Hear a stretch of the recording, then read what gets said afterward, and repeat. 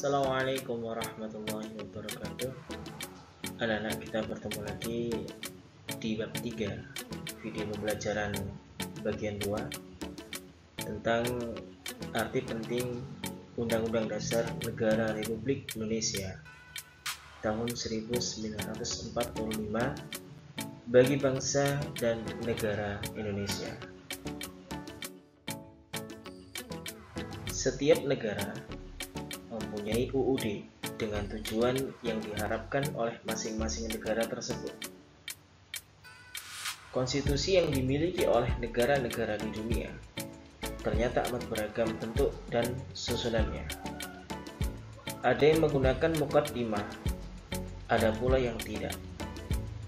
Dan ada yang terdiri dari banyak pasal, dan ada pula yang hanya terdiri dari beberapa pasal. Kesemuanya sangat tergantung dari maksud para pendiri negara masing-masing dalam mengatur kehidupan ketatanegaraan. Sebagai ketentuan yang mengatur kehidupan ketatanegaraan, UUD merupakan sumber utama hukum tata negara atau suatu negara. Oleh karena itu, konstitusi selalu memiliki corak nasional dari masing-masing negara. Henk van Maartseven dan Ger van der Tang, Sri Sumantri mengemukakan bahwa selain sebagai dokumen nasional, konstitusi juga sebagai alat untuk membentuk sistem politik dan sistem hukum negaranya sendiri. Sedangkan Sri Sumantri mengemukakan bahwa Undang-Undang Dasar sebagai konstitusi tertulis merupakan sebuah dokumen formal yang berisi hasil perjuangan politik bangsa di waktu yang lampau, tingkat-tingkat tertinggi perkembangan ketatanegaraan bangsa, pandangan tokoh-tokoh bangsa yang hendak diwujudkan, baik untuk waktu sekarang maupun untuk masa yang akan datang. Suatu keinginan dengan mana perkembangan kehidupan ketatanegaraan bangsa hendak dipimpin.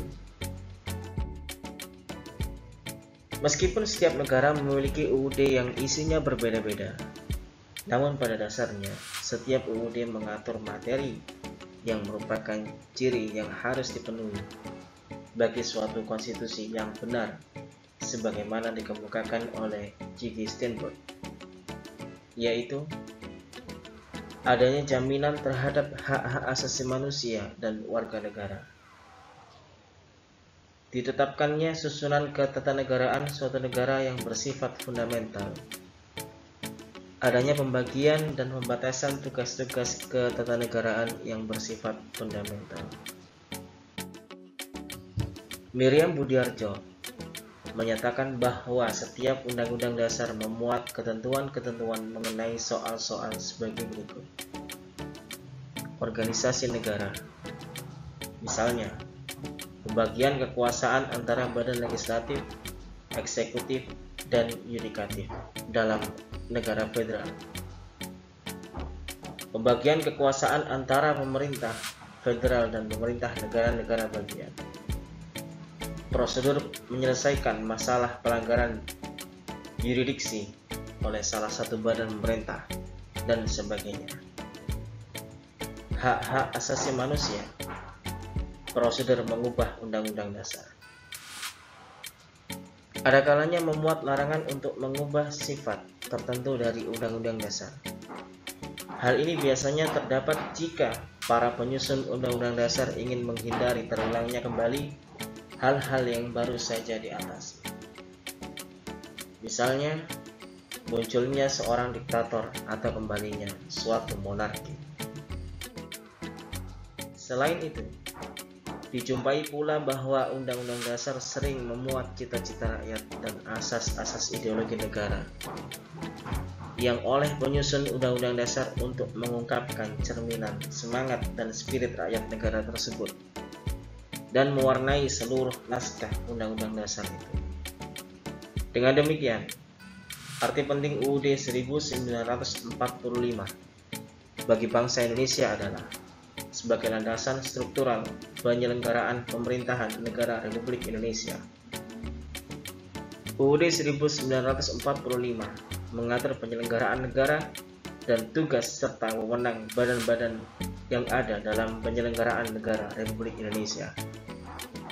Para pendiri negara Republik Indonesia telah sepakat bahwa untuk mencegah terjadinya penyalahgunaan kekuasaan harus diadakan Undang-Undang Dasar atau konstitusi sebagai bagian dari hukum dasar untuk mencegah terjadinya penyalahgunaan kekuasaan. Peran tokoh perumus UUD 1945. Tentunya semua tokoh yang menjadi anggota BPUPKI maupun BPKI tentu memiliki peran yang besar dalam perumusan UUD 1945. Para tokoh itu merupakan putra terbaik bangsa yang mewakili kelompok dan masyarakat pada waktu itu. Mereka menjadi wakil bangsa Indonesia yang memiliki kemampuan dan visi ke depan untuk kebaikan bangsa. Insinyur Soekarno. Beliau sebagai anggota BPUPKI sebagai Ketua Panitia Persiapan Kemerdekaan Indonesia berperan dalam mengusulkan rumusan dasar negara Indonesia yang diberi nama Pancasila. Selain Muhammad Yamin, Insinyur Soekarno juga menyampaikan usul dasar negara. Usul ini disampaikan pada 1 Juni 1945 yang kemudian dikenal sebagai Hari Lahir Pancasila. Usul Soekarno sebenarnya tidak hanya satu, melainkan 3 buah usulan calon dasar negara, yaitu 5 prinsip, 3 prinsip, dan 1 prinsip. Insinyur Soekarno pula lah yang mengemukakan dan menggunakan istilah Pancasila pada rumusannya ini atas saran seorang ahli bahasa, Muhammad Yamin, yang duduk di sebelah Soekarno. Oleh karena itu, rumusan Insinyur Soekarno di atas disebut dengan Pancasila, Trisila, dan Ekasila. Soekarno juga berperan sebagai ketua penyelidik usul-usul atau perumusan dasar negara atau Panitia 9 yang berhasil merumuskan Piagam Jakarta dan lainnya. Dr. Andes Muhammad Hatta. Beliau sebagai anggota BPUPKI, sebagai Ketua Panitia Perancang Keuangan dan Perekonomian, sebagai anggota penyelidik usul-usul perumusan dasar negara atau Panitia 9 yang berhasil merumuskan Piagam Jakarta, memberi usulan tentang wilayah negara. Dr. Rajiman Widyadiningrat. Beliau sebagai Ketua Badan Penyelidik Usaha Persiapan Kemerdekaan Indonesia. Mr. Muhammad Yamin. Pada sesi pertama persidangan BPUPKI yang dilaksanakan pada tanggal 29 Mei hingga 1 Juni 1945, beberapa anggota BPUPKI diminta untuk menyampaikan usulan mengenai bahan-bahan konstitusi dan rancangan blueprint negara Republik Indonesia yang akan didirikan. Pada tanggal 29 Mei 1945, Mr. Muhammad Yamin menyampaikan usul dasar negara di hadapan sidang pleno BPUPKI, baik dalam pidato maupun secara tertulis yang disampaikan kepada BPUPKI. Profesor Dr. Supomo. Beliau duduk sebagai anggota Badan Penyelidik Usaha Persiapan Kemerdekaan Indonesia.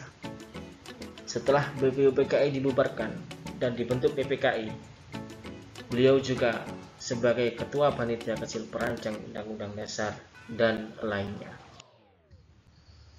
Mr. Ahmad Soebardjo. Beliau termasuk tokoh penting dalam sejarah perjuangan Indonesia dalam memproklamasikan kemerdekaan. Terkenal sebagai konseptor naskah teks proklamasi pembukaan UUD 1945. Beliau merupakan salah satu anggota panitia kecil atau Panitia 9 yang berhasil merumuskan Piagam Jakarta dan juga sebagai anggota PPKI.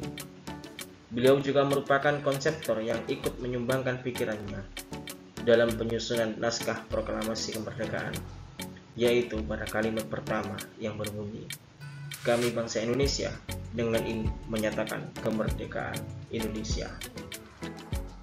Sekian, terima kasih telah mengikuti video pembelajaran hari ini. Sedikit yang Bapak sampaikan, semoga bermanfaat. Assalamualaikum warahmatullahi wabarakatuh.